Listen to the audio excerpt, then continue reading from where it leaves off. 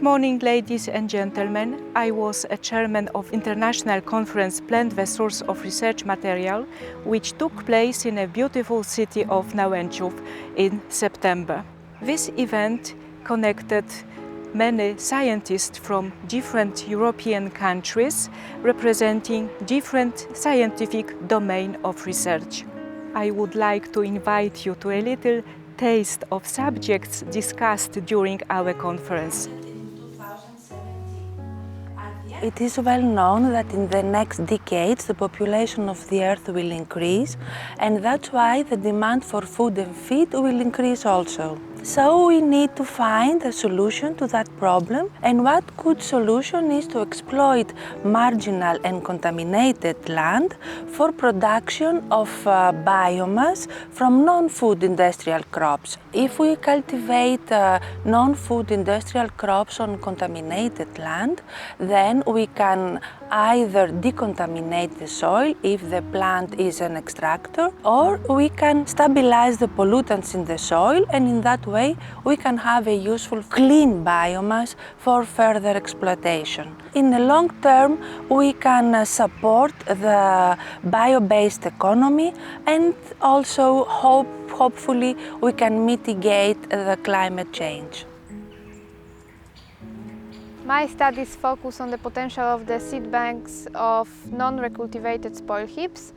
On such sites as spoil heaps, primary succession occurs. Therefore, the process is very dependent upon the seed migration from the surrounding areas. We want to find out how many seeds travel to the heap, how many of them germinate, and what soil factors may stop them. We found out that on the sites where basically no vegetation, there was high content of free radicals, which can be inhibiting for the germination. There is also a problem with nitrogen availability, which is presented in both low protein content and low proteolytic activity of the soil. My studies can be used to better recultivate spoil heaps by enhancing natural succession, which is a less expensive way than technical restoration, and also leads to more biodiverse ecosystems in result. The aim of our study was to improve the drought tolerance of crops, especially in my case in maize, which is a very important agricultural crop. There are several possibilities to improve drought tolerance. One is breeding approach, but this is very long-lasting and difficult process. Another one is technological aspect. There are many options also here, but I spoke about the application of biostimulants. Biostimulants can improve plant performance. Most of these plant biostimulants have organic origin, and in this case we can, decrease the chemical impact on environment, and in the same time to receive achievements for plants.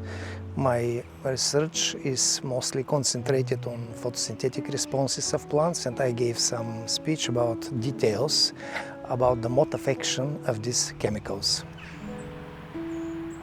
I'm studying the plant as a meta-organism. That means a plant does not consist only of plant cells, but also of microorganisms. Plant, in fact, depends on these microorganisms to have a normal growth. And when the plant is growing in a good way, then it transfers these microorganisms from one generation to the next through the seeds. I concentrated on the use of these microorganisms in agriculture and how we can disturb these equilibria, because these microorganisms can protect the plant against pathogenic organisms. When we are disturbing the plant growth promoting bacteria, for instance, then it can be that there is an increase of pathogenic organisms. And that is what occurs when, for instance, silver nanoparticles are used in agriculture. They build up in concentration, and at a certain moment the concentration can be as high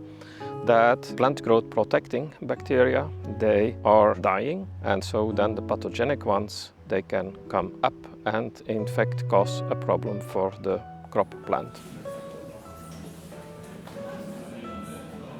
Plants were the main inspiration for all participants of this conference. We would like to invite you to the next edition. See you soon!